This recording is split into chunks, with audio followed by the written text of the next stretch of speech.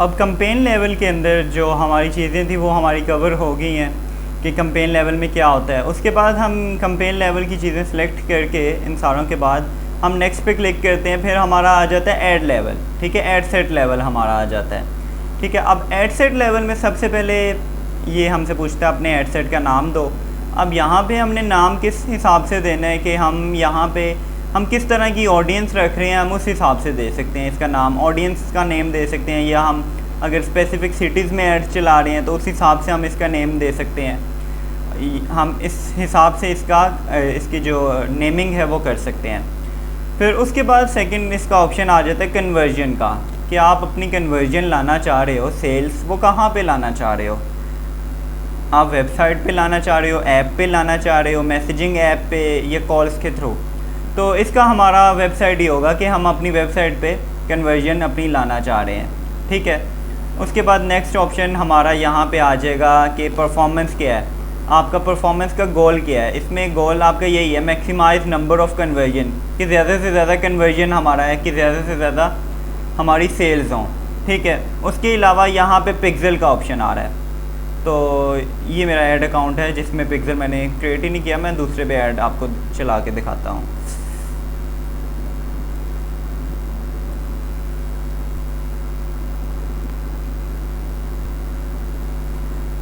हाँ, अब यहाँ पे आके हम अपना यहाँ पे जब क्रिएट करेंगे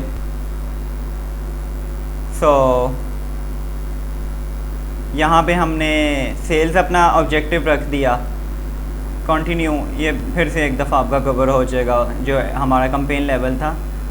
जो हमने लास्ट डिटेल में पढ़ा है। यहाँ पे हम अपना जो सेल्स है उसको हम सिलेक्ट करके कन्वर्जन, कि हम कन्वर्जन के लिए अपनी एड्स चलाना चाहते हैं, हम अपने ई कॉमर्स स्टोर में सेल्स लाना चाहते हैं। ये एडवांटेज बजट ऑटोमेटिकली सिलेक्ट हो गया।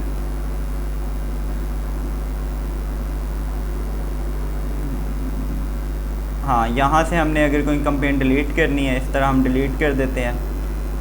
क्रिएट पे क्लिक करेंगे, यहाँ पे हम सेल्स पे क्लिक करेंगे और कंटिन्यू पे करेंगे। हाँ, अब यहाँ पे मैनुअल सेल्स पे करके कंटिन्यू।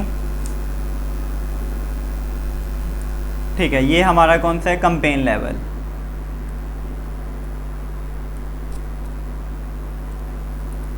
और यहाँ पे ये चीज़ें हमने सेलेक्ट कर ली थी कि हमने किस लिए हम क्या करना है, ऑप्टिमाइजेशन बजट का। ठीक है, हाँ, अगर हम यहीं पे ही अपना बजट ऑप्टिमाइज़ कर दें, और उसके बाद हमारा जो नेक्स्ट लेवल आ जाता है वो हमारा आ जाता है add level, add set level. ठीक है, अब ऐड सेट लेवल के अंदर आके आपने जो आपकी कन्वर्जन है वो कहाँ पे हो। ठीक है, और उसके बाद फिर हमारा ये ऑप्शन आ जाता है, ये हमने वेबसाइट ही रहने देना है कि हमारी जो वेबसाइट पे है वहाँ पे कन्वर्जन हो, वहाँ पे सेल्स आएँ। ठीक है, और यहाँ पे मैक्सिमाइज नंबर, हमारा नंबर ऑफ़ कन्वर्जन ही परफॉर्मेंस गोल हो। अब पिक्सल, अब यहाँ पे पिक्सल कौन सा है, आपने जो पिक्सल सेलेक्ट किया हुआ है, ठीक है, वो आपने पिक्सल जो आपने बनाया वो यहाँ पे सिलेक्ट कर लेना। अगर आपका एक ही पिक्सल है तो यहाँ पे ऑटोमेटिकली आ जाएगा। अब यहाँ पे आ जाता है कन्वर्जन इवेंट, कि आप किस इवेंट के लिए अपने पिक्सल को ट्रेन करना चाह रहे हैं। ठीक है, आपका कन्वर्जन का जो इवेंट है वो क्या है। ठीक है, जिस हिसाब से आपको आगे आपका जो पिक्सल है वो आगे आपकी कैंपेन को डायरेक्शन दे। ठीक है, तो यहाँ पे कुछ लोग कहते हैं कि हमारा ना हमारी वेबसाइट है, न्यू पिक्सल है, तो यहाँ पे हम परचेज़ का इवेंट नहीं देते, हम यहाँ पे ऐड टू कार्ट का दे देते हैं, इनिशिएट चेकआउट का दे देते हैं। लेकिन उसका फ़ायदा नहीं है, इससे ये है कि आपके जो आपका पिक्सल है उसको डायरेक्शन ही गलत मिलेगी। ठीक है, जब ऐड टू कार्ट लोग कर रहे हैं लेकिन आपको सेल्स तो नहीं आ रही, आपका अल्टीमेट गोल तो आपकी परचेज़ है।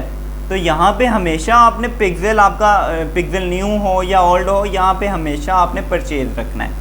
ठीक है, परचेज़ रखना है कि आपने परचेज़ के लिए अपने इस जो आपकी ऐड है इसको आपने उस हिसाब से ऑप्टिमाइज़ करना है कि हमें परचेजेस आएँ, और उस हिसाब से वो आपको रिजल्ट्स बताएगा कि आपको कितनी परचेजेस आ रही हैं, एक परचेज़ आपको कितनों की पड़ रही है। उस हिसाब से आपका पिक्सल भी ट्रेन होगा कि जो लोग परचेज़ कर रहे हैं उससे रिलेटिव लोगों को आपकी ऐड दिखाए।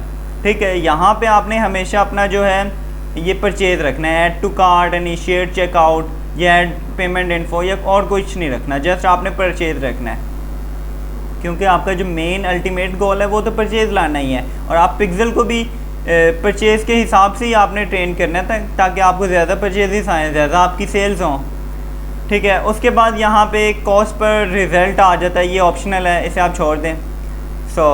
उसके बाद यहाँ पे है कि आपका एट्रीब्यूट सेटिंग क्या है, इम्प्रेशंस क्या हैं आपके, ये इम्प्रेशन नहीं है, व्हेन यू चार्ज, ये डिफ़ॉल्ट ही रहता है, ये चेंज नहीं होता। ठीक है, एट्रीब्यूट्स जो सेटिंग है, अब ये क्या होती है, अब इसमें ये है कि क्लिक थ्रो विंडो, अब इसमें ये है कि अगर आप 7 डेज़ रखेंगे तो अब फेसबुक उन लोगों को दिखाएगा ऐड आपकी कि जिसका 7 डेज़ के अंदर चांसेस है कि वो 7 दिनों के अंदर अंदर ना आप परचेज़ कर ले, एक वीक के अंदर। अगर आप 1 डे रखेंगे तो वो उन लोगों को ही दिखाएगा जो इंस्टेंट आपकी परचेज़ करें। ठीक है, फेसबुक को तो डाटा है कि लोगों का उसे बिहेवियर पता है कि एक लोग है वो ऐड देखता है तो वो फ़ौरन परचेज़ कर लेता है। अब कुछ लोग हैं जो ऐड देखते हैं वो टाइम लेते हैं फिर वो परचेज़ करते हैं। ठीक है, इस हिसाब से आपने ना इसको करना है। मैं इसको फ़िलहाल 7 डेज़ ही रहने देता हूँ। आगे नेक्स्ट आएंगे, यहाँ पे आ जाएगा डायनामिक क्रिएटिव्स। अब डायनामिक क्रिएटिव्स में ये होता है कि आपने फेसबुक को अपनी पिक्चर्स वगैरह दे देनी है, हेडलाइंस दे देनी है, ऐड कॉपीज़ दे देनी है और इसे ऑन करके आपने कहना है कि फ़ेसबुक अपनी मर्ज़ी से सिलेक्ट करे जो उसे लग रहा है कि जो ज़्यादा अच्छी है, जिससे ज़्यादा इफ़ेक्ट होगा, जिससे ज़्यादा परचेजेस आएंगी, उस हिसाब से वो आपको सेलेक्ट करके लोगों को दिखा दे ऑटोमेटिकली। आपने इसे कुछ पिक्चर, कुछ हेडलाइन वगैरह दे देनी है, जो उसे सही लगेगा वो उस पर ऐड आपकी चला देगा। इसे हम ऑफ ही रहने देते हैं। नेक्स्ट हमारा ऑप्शन आ जाता है बजट एंड शेड्यूलिंग। ठीक है, एक तो हमारा कैंपेन बजट ऑप्टिमाइजेशन था, हम वहीं पे कैंपेन लेवल में दे दें। अब यहाँ पे एड सेल लेवल में हम कितना बजट, फॉर एग्जांपल हम चाहते हैं कि पर डे की हमारी 2000 की ऐड चले। ठीक है, यहाँ पे 2000 हमने बजट दे दिया। ठीक है, अब यहाँ पे दूसरा ये है कि आप डेली बजट के अलावा लाइफ टाइम बजट भी दे सकते हैं। ये तो डेली बजट है कि 24 घंटों के अंदर रात 12 बजे तक आपका स्पेंड होगा। अब यहाँ पे लाइफ टाइम बजट देंगे कि आप इसमें फॉर एग्ज़ाम्पल आप कितने दिनों के लिए ऐड चलाना चाह रहे हैं। अब यहाँ पे लाइफ टाइम बजट अगर मैं इसका 20,000 दे रहा हूँ, ठीक है, 20,000 लाइफ टाइम बजट है और ये मैं सिर्फ 5 दिनों के लिए ऐड चलाना चाह रहा हूँ। ठीक है, तो ये पर डे का हमारा 4000 डिडक्ट करेगा। और यहाँ पे मुझे लास्ट डेट भी देनी है। अब फर्स्ट डेट ये आज है 22 तारीख, तो यहाँ पे ये है कि 22 तारीख से लेके 23, 24, 25, 26, 27, 28, फॉर एग्ज़ाम्पल मैं 28 तारीख तक मैं अपनी ऐड चलाना चाह रहा हूँ। ठीक है, अब ये 20,000 का जो बजट है ये मेरा 22 तारीख से लेके 28 तारीख तक ये स्पेंड होगा। ठीक है, और यहाँ पे अगर मैं इसके शो मोर ऑप्शंस पे जाऊँ, इसे मैं अभी डेली बजट ही रहने देता हूँ। अब यहाँ पे ये है कि जब हम डेली बजट रखेंगे तो हमें एंड डेट नहीं सिलेक्ट करनी। ठीक है, उसके बाद हमारा जो ऑप्शन है ऐड शेड्यूलिंग, इसका क्या ऑप्शन है, run ad all the time. ठीक है, you can schedule your ad to deliver on specific hours. ठीक है, अब यहाँ पे इसका ऑप्शन अभी नहीं आ रहा। आई थिंक इसका अगर मैं लाइफ टाइम बजट रखूँ और लाइफ टाइम बजट रख के,